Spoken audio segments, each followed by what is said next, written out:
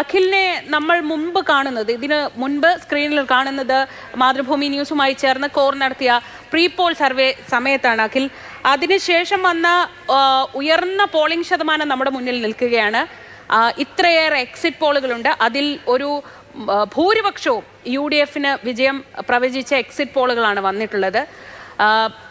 കോറിൻ്റെ pre poll survey ഫലം അനുസരിച്ച് 68 മുതൽ 78 വരെ സീറ്റുകളിൽ LDF അധികാരത്തിൽ വരും. 62 തൊട്ട് 72 വരെ റേഞ്ചിൽ UDF പിടിക്കും. 0 മുതൽ 2 വരെ NDA. ഇതായിരുന്നു അന്ന് നമ്മൾ തെരഞ്ഞെടുപ്പിന് മുൻപ് എത്തിയ നിഗമനം. അഖിൽ, ഈ കണ്ട കോലാഹലങ്ങൾക്കൊക്കെ ശേഷം, ഒരു മാസത്തിന് ശേഷം അഖിലിൻ്റെ വിലയിരുത്തലിൽ എന്തെങ്കിലും മാറ്റമുണ്ടോ? നമ്മൾ 2 ഘട്ടമായി മാതൃഭൂമി കോർ നടത്തിയ പ്രീ പോൾ അല്ലെങ്കിൽ മൂഡ് ഓഫ് ദ സ്റ്റേറ്റ് സർവേയിൽ ആദ്യം നമ്മൾ 78 വരെ റേഞ്ചിലും പിന്നെ 76 വരെ റേഞ്ചിലും LDF-നും ഒരു നേരിയ മുൻതൂക്കം തെരഞ്ഞെടുപ്പിൽ ആകെ സീറ്റുകളുടെ എണ്ണത്തിൽ LDF-നും.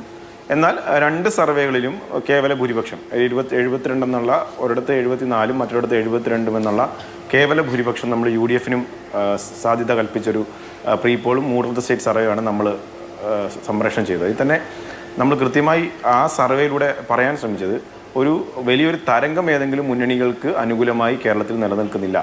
വളരെ കടുത്ത മത്സരം, ഒരു നെക്ക് ടു നെക്ക് ഫൈറ്റ്, ഒരു ഇഞ്ചോടിഞ്ച് മത്സരമാണ് കേരളം നേരിടാൻ പോകുന്നത്.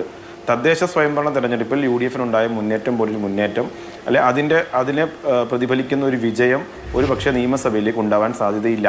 സിറ്റിംഗ് MLA-മാരുടെ മണ്ഡലത്തിലെ പ്രവർത്തനങ്ങളുടെ അഡ്വാൻറ്റേജ് ഈ പറയുന്ന ഭരണവിരുദ്ധ വികാരത്തെ മറികടക്കാൻ സാധിക്കുമെന്ന് വിലയിരുത്തുന്നതായിരുന്നു നമ്മുടെ സർവേ. 2 ഘട്ടത്തിൽ നമ്മൾ സൂചിപ്പിച്ചത്. അതിൽ തന്നെ വോട്ട് ശതമാനമൊക്കെ വളരെ ചെറിയ വോട്ട് ശതമാനം മാത്രമാണ്. ഇപ്പോൾ പോൾ ഓഫ് പോൾസ് എടുത്തു കഴിഞ്ഞാൽ, എക്സിറ്റ് പോളുകൾ വന്നു കഴിഞ്ഞ് പോൾ ഓഫ് പോൾ എടുത്തു കഴിഞ്ഞാൽ, നമ്മൾ തെരഞ്ഞെടുപ്പിന് മുമ്പ് വോട്ടെടുപ്പിന് 10 ദിവസം മുമ്പാണ് നമ്മുടെ പ്രീ പോൾ സർവേ അവസാനിക്കുന്നത്. അതിൻ്റെ ഒരു അന്തിമ ഫലത്തിലേക്ക് നമ്മൾ എത്തുന്നത്. ആ 10 ദിവസം കഴിഞ്ഞിട്ട് കേരള രാഷ്ട്രീയത്തിൽ ഉണ്ടായ പുരോഗതികളൊക്കെയും പരിശോധിച്ച് നോക്കുമ്പോഴും ഈ പോൾ ഓഫ് പോൾസ് നമ്മൾ നോക്കുമ്പോൾ 76 ആവറേജ് UDF-ന് പറയുന്നത്. നമ്മൾ ഏകദേശം 72ഉം 74ഉമാണ് നമ്മുടെ 2 സർവേകളിലും പറഞ്ഞിരിക്കുന്നത്. ഏകദേശം ആ ഒരു റേഞ്ചിൽ ഒരു 80 എബോവിലേക്ക് അല്ലെങ്കിൽ 80 എബോവ് എല്ലാം സർവേകളും പറയുന്നൊരു സാഹചര്യം നിലവിലില്ല. അത് സൂചിപ്പിക്കുന്നത് തന്നെ നമ്മുടെ 2 ഘട്ട സർവേകളിലും നമ്മൾ പ്രവചിച്ച പോലെ, പ്രൊജക്റ്റ് ചെയ്ത പോലെ ഒരു കടുത്ത മത്സരം നേരിടുന്നു. ഒരു ഭീകരമായ ഭരണവിരുദ്ധ വികാരം നിലവിൽ നിൽക്കുന്നില്ല. അപ്പോഴും നമ്മൾ ആ സർവേയിൽ സൂചിപ്പിച്ചൊരു കാര്യം, ഭരണവിരുദ്ധ വികാരം ഇല്ല എങ്കിൽ പോലും ഭരണമാറ്റം ആഗ്രഹിക്കുന്ന ഒരു ജനവിഭാഗം കേരളത്തിലുണ്ട്. അത് സർവേയിൽ കൃത്യമായി നമ്മൾ പറഞ്ഞതാണ്. ആ ഭരണമാറ്റം ആഗ്രഹിക്കുന്ന ആളുകളുടെ വോട്ടിങ്ങിനെ സിറ്റിംഗ് MLA-യുടെ പെർഫോമൻസ് കൊണ്ട് മറികടക്കാൻ കഴിഞ്ഞാൽ പല സീറ്റുകളും LDF-ന് നിലനിർത്താൻ സാധിക്കും. ഇവിടെ MJ ചന്ദ്രൻ സാർ സൂചിപ്പിച്ചതുപോലെ 42-ൽ നിന്നും 72-ലേക്ക് എത്തുക എന്നുള്ളത്, 30ഓളം സീറ്റുകൾ ജയിക്കുക എന്നുള്ളത്, എല്ലാ ജില്ലകളിൽ നിന്നും 2 സീറ്റുകൾ വീതം പിടിച്ചാൽ മതി എന്ന് പൊടിപ്പാർ സാർ സൂചിപ്പിച്ചതുപോലെ ഈ 2 വാദങ്ങളും ശരിവെക്കത്തക്ക രീതിയിലേക്ക് ഒരു പക്ഷേ കാര്യങ്ങൾ എത്തിയേക്കാം. അപ്പം ഈ 2 ഘട്ട സർവേ കഴിഞ്ഞപ്പോൾ ഇപ്പോഴും കോർ ഒരു 10 മണ്ഡലങ്ങൾ പ്രീ പോളിന് ശേഷം എക്സിറ്റ് പോൾ എന്ന രീതിയിൽ, പോസ്റ്റ് പോൾ എന്ന രീതിയിൽ, എക്സിറ്റ് പോളും സൂചിപ്പിക്കല്ല, അത് എക്സിറ്റ് പോള് കേരളത്തിൽ നടത്തുന്നതിൽ ബുദ്ധിമുട്ടുണ്ട്. ഇപ്പം നമുക്കറിയാം എക്സിറ്റ് പോളുകൾ നിരവധി ഏജൻസികൾ കേരളത്തിൽ നടത്തിയെന്ന് പറയുമ്പോഴും മറ്റ് സംസ്ഥാനങ്ങളെ പോലെ അല്ല കേരളത്തിലെ എക്സിറ്റ് പോൾ സംഘടിപ്പിക്കുന്നതിലൊരു ബുദ്ധിമുട്ട്. അത് നമ്മുടെ പോളിംഗ് സ്റ്റേഷന് ഒരു 100-200 മീറ്റർ സമീപത്ത് എല്ലാ രാഷ്ട്രീയ പാർട്ടികളും ബൂത്തൊക്കെ കെട്ടി വലിയ രീതിയിൽ അലങ്കരിച്ച് രാഷ്ട്രീയ പ്രവർത്തകർ ഒന്നാകെ വന്നിരുന്ന് വോട്ട് അവരുടെ മുന്നണി സ്ഥാനാർത്ഥികൾക്ക് രാവിലെ തന്നെ 1-2 കാര്യങ്ങൾ ഉയർന്ന പോളിംഗ് ശതമാനം സൂചിപ്പിച്ചു. വലിയ പോളിംഗ് ശതമാനത്തിൽ വർധനമുണ്ടെങ്കിലും ആകെ വോട്ടുകളിൽ SIR-ന് ശേഷവും പുതിയ വോട്ടർമാരുടെ ജനസംഖ്യാ വർധന അനുപാതമായ ഒരു വർധനവേ വോട്ടിങ്ങിലും ഉണ്ടായിട്ടുള്ളൂ. ഒരുപക്ഷെ വലിയ പോളിംഗ് ശതമാനം ഉയർന്നു, അതേതെങ്കിലും മുന്നണിക്ക് അനുകൂലമാകുന്നു എന്ന രീതിയിലുള്ള വിലയിരുത്തലേക്ക് പോകാൻ പറ്റുമെന്ന് എനിക്ക് കരുതുന്നില്ല. ആ ഒരു ഇതിലേക്ക് ഞാൻ കടക്കുന്നില്ല. അപ്പം ഞാൻ എക്സിറ്റ് പോളുകളെ പറ്റി പറഞ്ഞത്, നമുക്ക് എക്സിറ്റ് പോൾ എന്ന് പറഞ്ഞാൽ തെരഞ്ഞെടുപ്പ് ദിവസം വോട്ട് ചെയ്ത് കഴിഞ്ഞതിന് ശേഷം പോളിംഗ് സ്റ്റേഷനിലെ വോട്ടർമാരോട് അഭിപ്രായം ചോദിച്ച് നിങ്ങൾ ആർക്കാണ് വോട്ട് രേഖപ്പെടുത്തിയെന്നുള്ള രീതിയിൽ നടത്തുന്ന ഒരു പ്രക്രിയയാണ് എക്സിറ്റ് പോൾ. കേരളത്തിനെ സംബന്ധിച്ച് നമ്മളിപ്പോൾ ഉദാഹരണത്തിന് എൻ്റെ മണ്ഡലമായ ചെങ്ങന്നൂരിൽ ഏതെങ്കിലും ഒരു പോളിംഗ് സ്റ്റേഷനിൽ നമ്മൾ എക്സിറ്റ് പോൾ നിർത്തി കഴിഞ്ഞാൽ, എക്സിറ്റ് പോൾ സംഘടിപ്പിക്കുന്നുണ്ടെന്ന് അറിഞ്ഞു കഴിഞ്ഞാൽ സ്വാഭാവികമായിട്ടും ആ പോളിംഗ് സ്റ്റേഷന് പരിസരത്തുള്ള രാഷ്ട്രീയ പാർട്ടികളുടെ ആളുകൾ ക്യൂവായി നിന്നത് രേഖപ്പെടുത്തുകയും ഒരുപക്ഷെ ഏതെങ്കിലും ഒരു രാഷ്ട്രീയ പാർട്ടിക്ക് അത്രയും വോട്ട് പെർസെൻറ്റേജ് ഇല്ലെങ്കിൽ പോലും പോളിൽ നമ്മളത് കറക്റ്റായിട്ട് പ്രൊജക്റ്റ് ചെയ്യാൻ ശ്രമിച്ചാൽ അത് കൂടും. അപ്പം എക്സിറ്റ് പോളുകൾ ഒരുപക്ഷെ കേരളത്തിൽ, മറ്റ് സംസ്ഥാനങ്ങളിൽ ഇങ്ങനൊരു വലിയ രീതിയിൽ പോളിംഗ് സ്റ്റേഷനോട് ചേർന്ന് രാഷ്ട്രീയ പാർട്ടികളെല്ലാം സംഘടിതമായി ചേർന്ന് രാവിലെ തൊട്ട് അവരുടെ വോട്ടർമാരെ കൊണ്ടൊന്ന് വോട്ട് ചെയ്യുന്ന ഒരു രീതി ഇല്ലാത്തത് കൊണ്ട് ഒരു പക്ഷേ മറ്റ് സംസ്ഥാനങ്ങളിൽ കുറെ കൂടി ആക്യുറേറ്റ് ആവാം. ഒരു പക്ഷേ പോസ്റ്റ് പോളുകൾ നമ്മൾ സൂചിപ്പിക്കുന്നത് അതാണ്.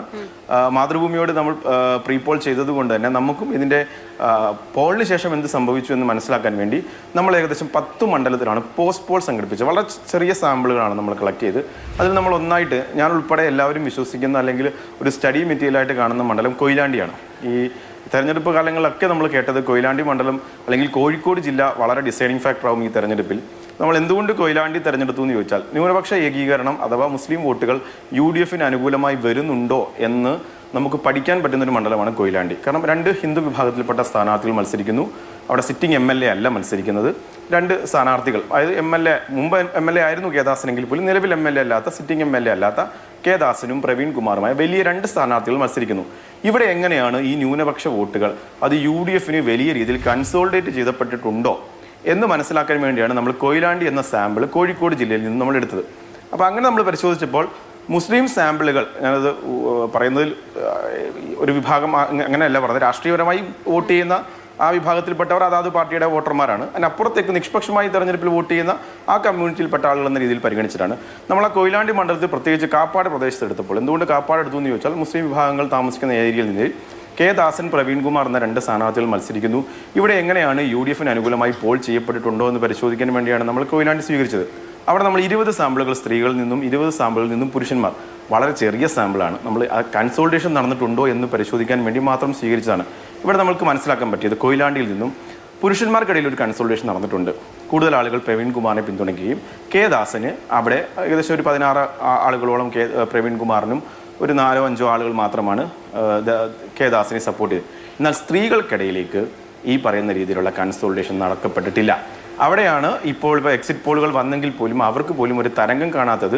ന്യൂനപക്ഷ കൺസോൾട്ടേഷൻ നടന്നു എന്ന് പറയുമ്പോൾ അല്ലെങ്കിൽ പറയുന്നുണ്ടെങ്കിൽ പോലും സ്ത്രീകൾക്കിടയിൽ ഇത് എത്രമാത്രം നടന്നു എന്നുള്ളത് നമ്മൾ എല്ലാ മണ്ഡലങ്ങളിലും പരിശോധിക്കാനാണ്. സ്ത്രീകൾക്കിടയിൽ കാപ്പാട് നമ്മളെടുത്ത സ്റ്റേകളിൽ 14 സ്ത്രീകൾ വോട്ട് ചെയ്തത് LDF, അല്ലെങ്കിൽ അവരന്ന് ആ വോട്ടർമാർ ഞാൻ ഉൾപ്പെടെ പോയതാണ് ആ മണ്ഡലത്തിൽ. അപ്പം ദാസേട്ടന് വോട്ട് ചെയ്തു എന്നൊരു നൊട്ടേഷൻ അവർ പറഞ്ഞത്. കാരണം ആ കാൻഡിഡേറ്റിന് കിട്ടിയ വോട്ടാണ്. അപ്പം ഒരുപക്ഷെ ലോക്സഭയിലേക്ക് വരുമ്പോൾ രാഹുൽ ഗാന്ധി വേഴ്സസ് മോഡി എന്ന രീതിയിൽ മുസ്ലിം വിഭാഗത്തിലെ സ്ത്രീകളായിക്കോട്ടെ പുരുഷന്മാരായിക്കോട്ടെ അവർ രാഹുൽ ഗാന്ധിക്ക് വേണ്ടി വോട്ട് ചെയ്യുന്നു.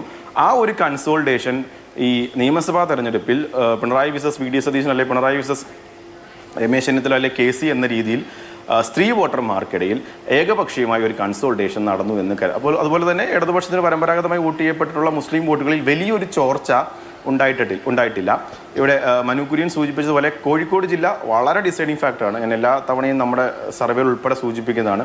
കോഴിക്കോട് ജില്ലയാണ് ഈ തെരഞ്ഞെടുപ്പിലെ ജയപരാജയങ്ങൾ അല്ലെങ്കിൽ 72-71 എന്നുള്ള മാജിക് നമ്പറിലേക്ക് ഇരു മുന്നണികളും എത്താൻ സാധിക്കുന്ന ഒരു പ്രധാന ജില്ല. ഇതിനൊപ്പം 3 ജില്ലകൾ കൂടിയുണ്ട് അല്ലേ? ഈ രാത്രിയും നമുക്കൊന്നും ഉറപ്പിക്കാനും കഴിയില്ല.